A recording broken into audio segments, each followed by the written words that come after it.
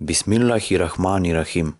Вие го слушате седмиот дел од книгата На муслиманите во светот со љубов, напишано дело од Хазрети Мирза Тахир Ахмад, Халифатул Месих IV.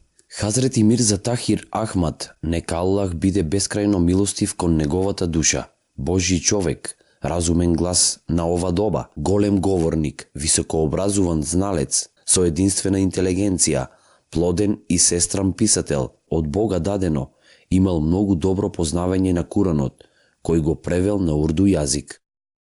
तुझे हमदो सना ज़ेबा है प्यारे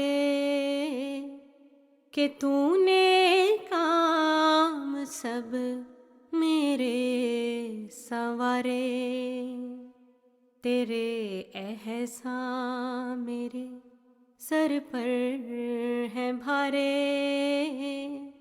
चमकते हैं वो सब जैसे सितारे. Ахмади мисионер ја посетува Русија. Подоцна на 10 септември 1924 година, еден предан и ревносен Ахмади мисионер, исполнет со духот за служење на исламот, Маулви Зухур Хусеин, отишол во Русија, по своја волја, по упатствата на вториот халифа, да ја пренесе пораката на Ахмадијатот на рускиот народ. Неговата мисија по својата природа била многу ризична и оспорувана, бидејќи во виорот на нововтемелената болшевичка револуција, секој британски жител бил третиран како сомнителен. За било кој сличен, кој се осмелил да влезе во Русија, се предпоставувало дека е шпион. Не било поинаку ниту во случајот на Маулви Зухур Хусеин, кој бил уапсен. Набрзо, откако стигнал, бил подложен на строга истрага и ментална и физичка тортура. Иако подоцна, овој Ахмади мисионер го изгубил помнењето поради непрекинатите тортури и тешката и критична состојба на руските затвори во тоа доба, тој пред тоа успеал да ја пренесе пораката на Ахмадијатот на некои затвореници. Исто така, имало многу други нови следбеници после пренесувањето на пораката на Ахмадијатот од Абул Кадир, еден од неговите следбеници. На крајот, овој прв мисионер во таквата несигурна состојба на умот и телото бил исфрлен преку турската граница во Русија. Под надзор на турските власти, тој полека закрепнал и се вратил во Кадијана. Неговата книга е многу интересна забелешка на крајните тешкотии и опасности со кои религиските движења се соочувале во текот на својот период на настанување и развивање. Друг Ахмадија кој тргнал на патување во Русија по своја волја со цел пренесување на пораката на Ахмадијатот бил Мухамед Амин Кхан. Тој исто така ја посетил Русија во 1922 година преку патот Балучистан и Иран. Тој непрестано бил затваран од руската полиција и секој пат бегал со помош на руски муслимани и така ја доставувал пораката околу година дена, пред на крајот да биде исфрлен од Русија.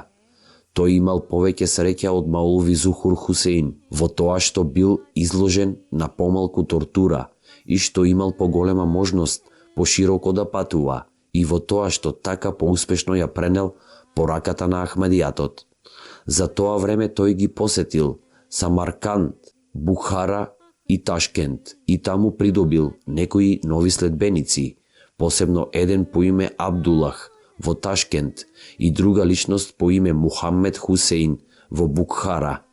Размислуваме за тоа дали нивните потомци му припаѓаат на Ахмадија муслиманскиот џемаат.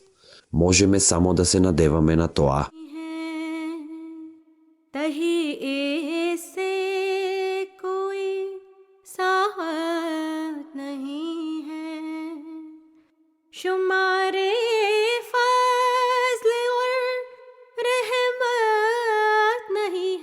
Повторното раѓање на институцијата халифат во Ахмадијатот. Оттаму поглаварот на Ахмадија муслиманскиот џемаат се повикува за имам, но тоа нема исто појмовно значење како тоа од Итхна, Ашарах или Исма или имам. Тој единствено значи духовен и верски водач. Меѓутоа точната титула е Халифатул Месих, наследник на ветениот Месија. Тоа исто така на джемаатот му дава единствена позиција помеѓу муслиманските секти. После прекинувањето на институцијата на халифат во раниот ислам, Ахмадија муслиманскиот джемаат е единствен во исламот, кој е благословен со халифатот. И била основана институцијата халифат, и халифата ја имал истата улога на поглавар и јадро како што го имале честните наследници на честниот пратеник Мухамед салаллаху алейхи веселем. Тој не го наследува претходниот калифа преку неговата смрт врз основа на наследство, туку се избира од изборно тело и веднаш после изборот целиот светски раширен Ахмадија муслимански джемаат дава завет за верност на неговите раце, како што го давале на рацете на претходните халифи. Тој во својата личност ги спојува религиските, административните и духовните функции. Постои многу силна врска на духовна љубов помеѓу него и членовите на джемаатот од целиот свет. Извонреден напредок на Ахмадија джемаатот. Ахмадија муслиманскиот джемаат наспроти сите непријателства и огромните напори да се запре неговиот напредок, во последните 100 години напредувал така брзо и широко, што тоа човекот го остава запрепастен и восхитен. Хазрети Мирза Гулам Ахмад од Кадијана го подигнал осамениот глас кога од Бога бил одреден на 23 мар 1889 година да ги повика луѓето кон исламот и да ги подмлади и освести муслиманите и по Божји упатства да ги исправи нивните верувања и постапки. Овие погрешни верувања и постапки силно навлегле во муслиманскиот уммет практично од 13 век од смртта на честниот пратеник салаллаху алейхи веселем. Некои од главните задачи кои му биле доделени како имам Мехдија биле да го оживее духот и квалитетот на муслиманската вера и постапки и со Божји упатства да ги помири нивните разлики. Во краткото раздобје од 100 години, кои се навршили на 22 март 1989 година, тој еден човек прераснал во 10 милиони, според некои пресметки, и джемаатот се раширил и цврсто се втемелил во 120 земји во светот. Ова подсетува на ветувањето кое му било дадено од Бога во првите денови од неговата служба, кога просто изгледало дека светот го одбил. Тоа ветување му дало гаранција. Јас ке сторам твојата порака да стигне до крајот на светот. Крајот на првото столетие на Ахмадијатот, без сомнение, го видел исполнувањето на тоа ветување. Напредокот е базиран на основа на жртвувањето. Погледот на една така широка организација која има толку големи барања, како што е спомнато, може да ги поттикне луѓето да се запрашаат од каде доаѓаат финансиите, кои ја помагаат и одржуваат работата на овој динамичен и напреден джемаат. Краток одговор на ова прашање може да се најде во следниот ајет од честниот Куран. Аллах ги откупи од верниците нивните души, а за возврат на тоа ќе добијат дженнет. Сите вистински религиски движења не само што бараат крајно финансиски жртвувања, туку исто така бараат и лично жртвување, така да човекот својот живот го посвети на благородните идеали на верата. ये क्या एहसान है तेरे मेरे हादी फसुब्हानल्लज़ी अख़ज़ल आदी फसुब्हानल्लज़ी. Сите вистински религиски движења не само што бараат крајно финансиски жртвувања, туку исто така бараат и лично жртвување, така да човекот својот живот го посвети на благородните идеали на верата. Како таков, Ахмадија муслиманскиот джемаат потполно е воден од доброволните придонеси на неговите членови. Но тоа не е се.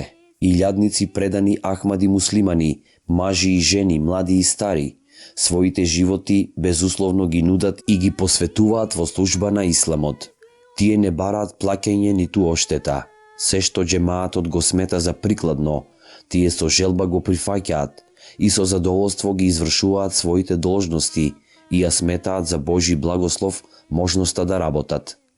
Тие го чинат централното јадро на Ахмадија работниците, кои во различни надлежности се во центарот во разни земји во светот. Тие не припаѓаат ниту на една земја или класа, туку потекнуваат од разни земји, разни нации и звања и потполно се асимилираат во едно обединето братство, кое е поврзано со двојна врска, љубовта кон Бога и љубовта кон човечноста. Ахмадијатот го представува живиот Бог, кој одговара на довите. Едно карактеристично обележје на Ахмадија муслиманскиот џемаат е неговото верување во моќта на молитвата и заедништвото со Бога. Со молитвата ние не ги подразбираме само пропишаните дневни задолжителни или доброволни намази.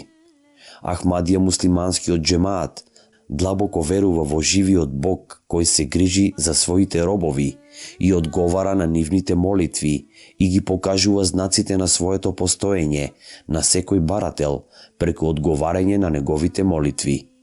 Овој џемаат е единствен во тој поглед. Неговите членови му се молат на Бога кога и да се соочат со тешкотии или проблеми и секогаш кога нешто им затреба. Првата помисла која им поминува низ главата е обраќањето кон Бога. Според тоа, не е мал бројот на легендарни свети ликови за кои е известено дека во својата религија постигнале заедништво со Бога, туку тоа станало искуство и на голем број на Ахмадија муслимани кои основале личен жив и постојан однос со Бога и станале сведоци на знаците на неговото постоење во своето лично секојдневно искуство.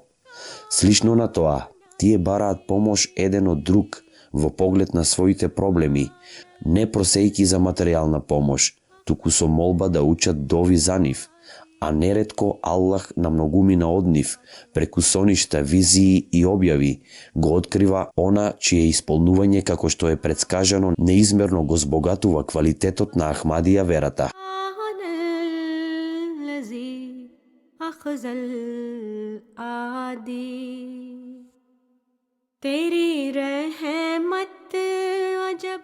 Ова е најголем благослов кој им е подарен, одговарање на повикот на имамот, кој ни својот живот е жив знак на моќта на молитвата и кој своите следбеници ги учи директно да се приближат кон Бога и да им биде постојана навика да се сеќаваат на Него, да се молат на Него и да ја бараат Неговата помош во секој момент од својот живот.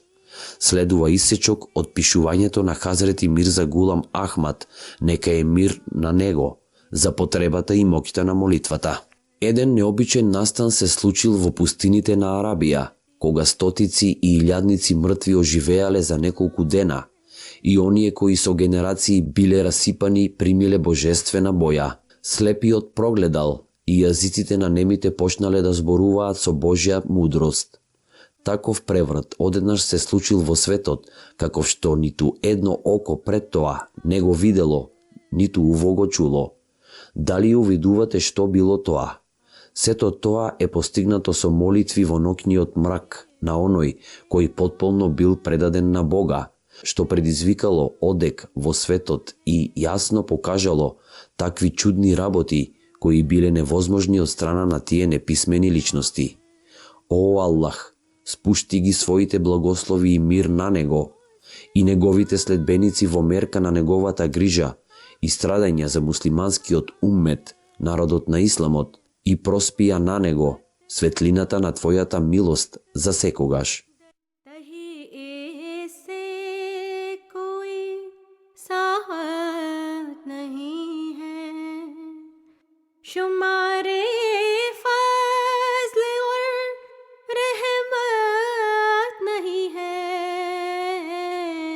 मुझे अब शुक्र की ताकत नहीं है, ये दौलत तूने मुझको ऐ खुदा दी, फसुब्हानल्लज़ी अख़ज़ल आदी, फसुब्हानल्लज़ी أخزى الآدي فسبحان الذي أخزى الآدي ہوا میں تیرے فضلوں کا منادی فسبحان الذی اخذ الآدی فسبحان الذی اخذ الآدی.